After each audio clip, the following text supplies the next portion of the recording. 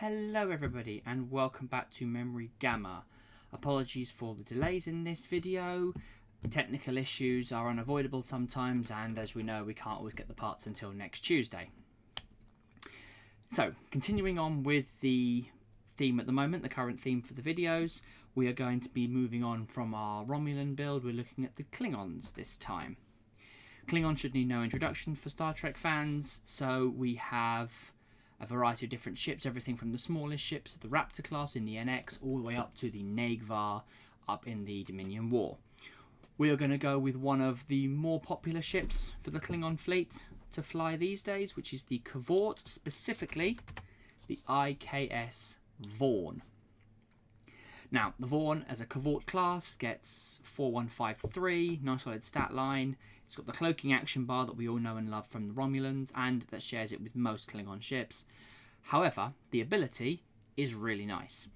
While you're attacking while cloaked, if the defending ship's at range 1, you get 2 extra dice. If they're at range 2, you get 1 extra dice. Now that's with any attack, every time you attack. As long as you're cloaked, bonus dice for being close. So, we're going to have a look through here. Let's look at some things that work well with the Vorn in particular and the Cavort in general. But again, as like the last couple, we've built out the one ship for this is a handful of cards that work okay and work well with this build. I'm going to stick also to pure Klingon. There is several combinations which work amazingly well when you mix and match the factions, but I will get to that in a future video. So, for now, we're going to look at the captains. Now, this is a very offensive ship, so there's 2 ways to go. You can lean into the offense, or you can try and make it more balanced by giving a defensive ability. Klingons don't really have defensive captains. There's a handful that can have bonus defense dice or some rerolls or some bonus tokens. Most of them are geared around firing first, firing hard. So we're going to go with that one. So what we're going to do is we're going to have a look through here, and we're going to highlight one of the most popular sets of captains, the Daha Masters. And again, anyone who's a fan of Star Trek should not need any introductions to these. You have Kang, you have Kor, and you have Koloth. So, Kang has several options. There is original series, there is a modern version, and then there is the Kelvin timeline. Koloth has the same, and then Kor has several more versions, because Kor is the most popular and probably the most famous one. So, the original series one adds a crew slot, gives you rerolls and attack dice up to the number of crew upgrades on board your ship that are not disabled. So, he's a good one on here. He makes you have 3 crew slots, and then gives you 3 rerolls, effectively, if those crew members are not disabled. Which, given the fact that you're rolling a lot of dice, that's some passive quality. Nothing wrong with that. It's a good, solid choice. A more popular choice is this one. This is actually the Kor from the animated series faction pack. And while you're attacking, if you're cloaked, you can put 2 time tokens on him to get an extra attack dice. You don't decloak. And when you're on the Klingon ship, you add an additional hit. So that's just maximizing the damage. Now that is only on 1 attack. So depending on whether you're going to go with this as like a board sweeper, or as a single target eliminator, it depends on which core you want. And there are 2 builds which I'll quickly sort of like go through both here. So let's go with the single target first. We'll take this Kor. Now, because we have chosen Kor or Kang or Koloth, we get access to the Daha Master Elite Talent, which may only be equipped to Kang, Kor or Koloth. It adds +1 captain skill and gives them a free cloak action or target lock. So, and that's at the start of the activation phase. The timing is important there because it would mean that you would do the action before you move. So you'll plan your move, put it next to your ship, do that free action, and then when it's your turn to move, you'll go. Which will give you a bonus because it means that you could key in a red maneuver, but you'd have your target lock would go, and then your red maneuver would happen. So even though you've gained an auxiliary power token, you've still acted that round and gained your target lock. Or if you needed to recloak, you've recloaked. This Kor, however, obviously gives you the ability to go without decloaking. So, let's go and look at a weapon. Since obviously this is going to be the single target attack, we're looking at something immensely, or at least moderately powerful. Now, this does have a range 1 massive bonus, but that's what primary weapons are for.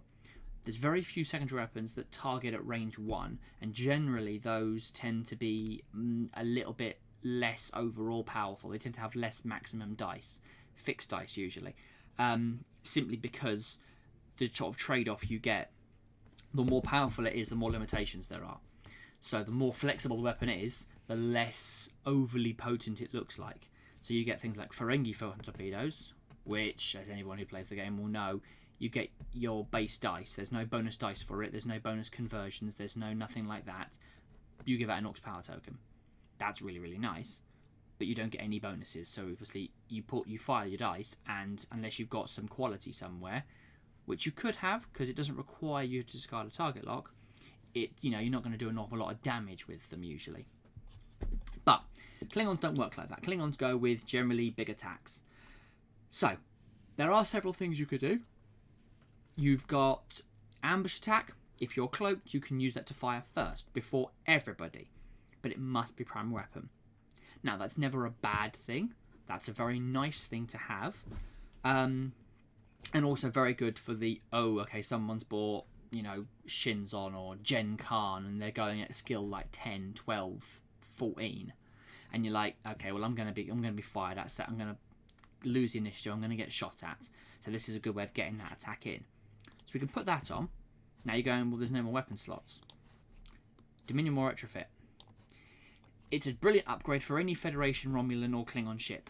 It's doubly good for the I.K.S Vorn class because it gets a special ability.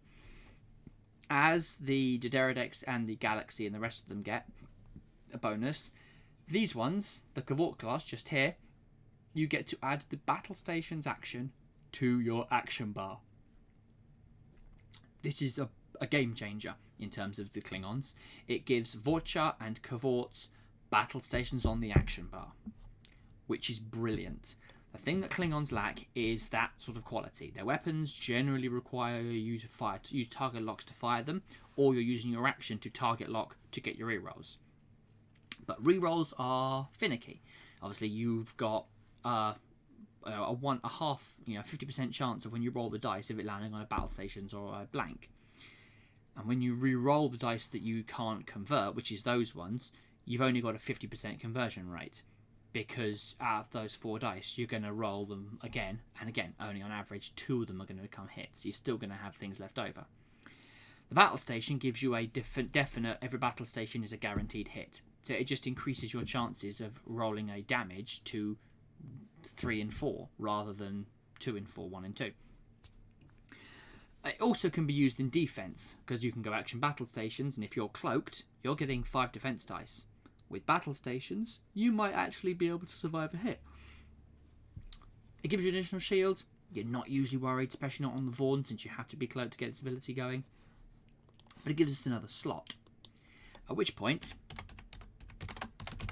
photon torpedoes. Now, there's many photon torpedoes. Most of them aren't massively brilliant. Quite expensive, flat fixed dice that are the same number of dice as the ship they came on. These ones came with the Negvar, these ones came with the Vorcha. You're paying 5 points, and what you're getting is a +1 dice. So we're going to scroll right down to these ones. These are the ones that came with Alliance. Their attack value is weapon value +1, so 5 on the Vorcha, on the I.K.S Vorn, sorry. Nice. Spend your target lock, which you get from Dahar Master, and you may convert a blank into a crit. So another point of conversion just there. Now, that is a disable, so it does take an action to re-enable it. But this is where we have something else. There is an upgrade called Secondary Relays. Whenever you would disable a weapon, you can take an Orcs power token, if you don't already have one, to not disable the weapon. Now, you can multiply fire these, and you can fire them every round as long as there's something in your forward firing arc. You are limited to doing the green maneuvers, so that's the 1 banks and the 1-2 straights, so it limits your movement somewhat. But there's no reason, obviously, why you have to do that. You might go, you know what, next round I'm not going to have a shot regardless of where I go, so I'm not going to worry about that. I'll just disable the cards and then come back later. Now, we're at 44 points. This is already getting quite expensive. If you're going to go for this, for Klingons, generally you want Worf. Worf is one of the best sort of people you can have on board. And there are 2 different versions of him. I mean, there's actually, as you can see here, 4 different Worfs. But some of them aren't as good as other ones. So you've got this Worf down here that allows you to remove an Aux power token when you do any straight maneuver. Now, that's very good linked with secondary relays, because you can take the Aux power token and then go 4 straight forwards and still clear the Aux power token to be able to do everything normally. There is Klingon Civil War, Skill Boost Worf, +1 captain skill, or 3 for a Klingon captain, and if your captain's ever disabled, discarded, or stopped from working, he takes over at skill 5. Now that does make core a total of an 11, and if I put it on here it'll say 12, but the rule of 3 kicks in because you can only have a maximum of +3. So that one says there 12 with a 1 from Dahal Master and a 3 from Worf. You're only getting +3 total, so it becomes 11. But it does mean if someone runs a minus to your captain skill, then you're still getting the same bonus. For example, you get 1 copy for each Dahal Master. If there's no more Dahal Masters, if that gets discarded somehow, or if Worf gets killed, then obviously you don't lose all the bonus. You still keep the 1 point, or whichever one you keep. There's this Worf here, which is, while you have no active shields, you can disable him for an extra dice. Yes, it works on this ship because you're cloaked, but you can't roll defense dice. Now, while that might be situationally useful, because you might go, you know what, no one can fire at me, or this is the last shot of the game, I might as well, that's a little bit of a last-ditch result. So, the better Worf is this one. When attacking while cloaked, convert all blanks to hits. Now, that works for everything, and you can choose the order. So the photon torpedoes will trigger. You can convert 1 blank into a crit, and then all the rest of them into hits with Worf. It gives you some good sort of quality. Or if you're firing the ambush attack, you've got action battle stations. You go battle stations and Worf gives you perfect quality.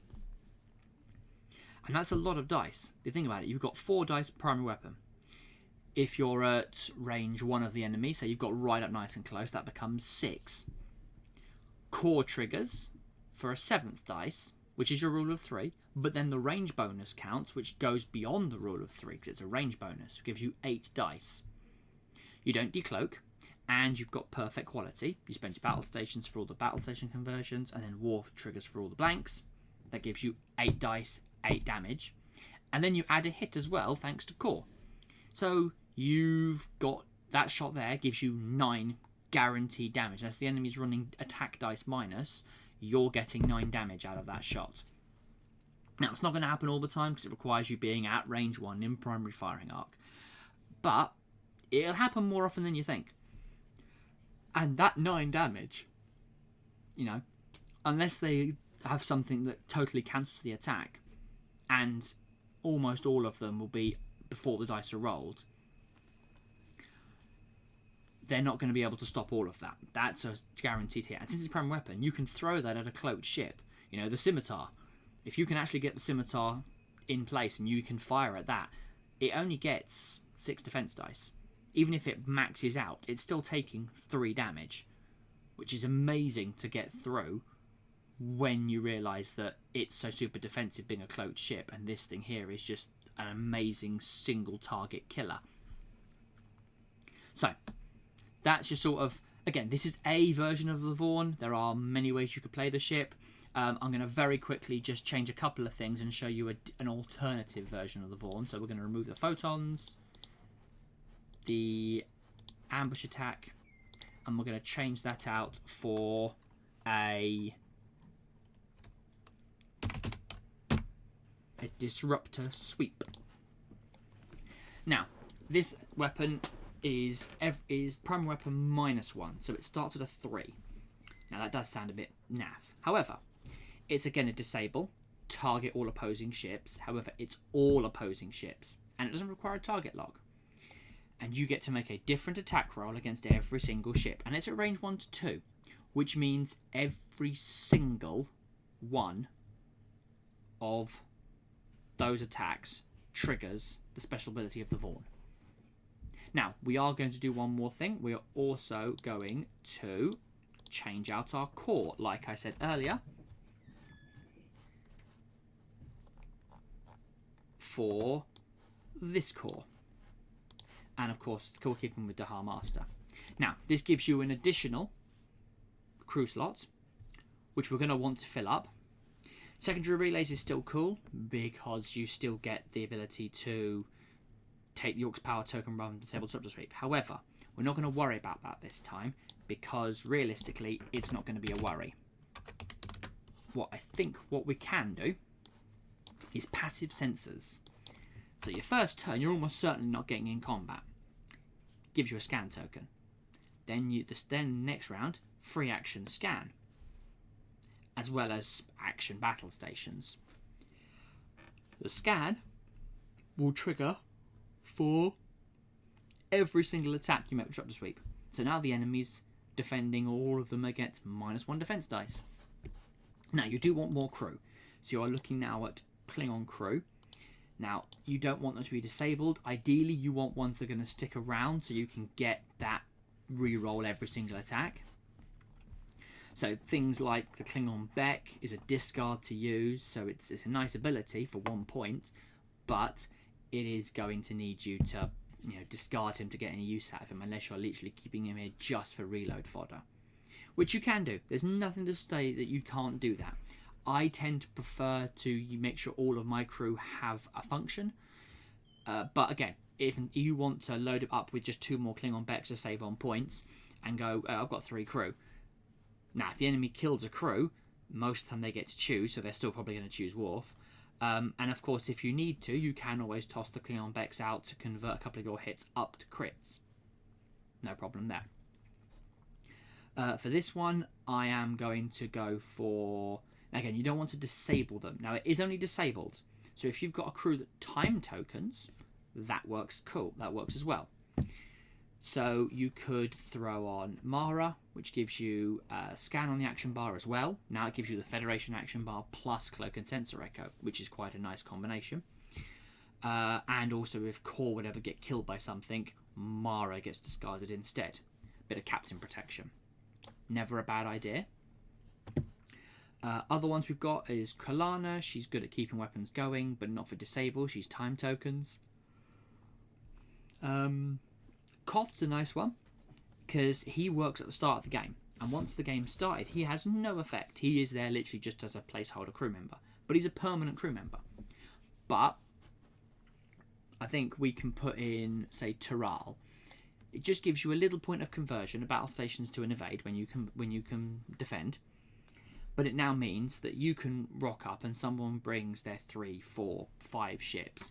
If you've got them all in their forward firing arc, all of them will take 3 dice to start with disruptor sweep, and then either bumped to 4 or 5, depending on whether they're at range 1 or 2. All of them take that dice. All of them get all blanks to hit conversion thanks to Worf. If you roll any battle stations, you get a 3 dice reroll thanks to Core. Reroll your battle stations. Any blanks become hits from Worf. Any ones that become hits go to become hits. And the enemy loses a defense dice every time thanks to passive sensors. Plus, if you really want to, you do have a target lock if you lose your crew and you still want the target lock for Dahar Master. Or if you're going to be firing just primary weapon and you're going to be wanting to max out the dice number and you're going to want more than just a 3 dice reroll, you can use that. So, that's a couple of ideas for the Vorn, both utilising the named ability, but doing it a bit differently. And I know people are going to say, I've used Core in both builds, but because the Vorn is very much a pure offense, Core is a very offensive Dahar Master. There is a defensive Dahar Master, but that'll be a build for a different time because there's a couple of other ships that work much better with that Core working in defense. Long live the Empire. So, that's my go for the Vorn. I will try and keep these a bit more frequently now my technical issues have been resolved. thank you for sticking with me and holding on. And yes, so thank you very much, and I will see you next time.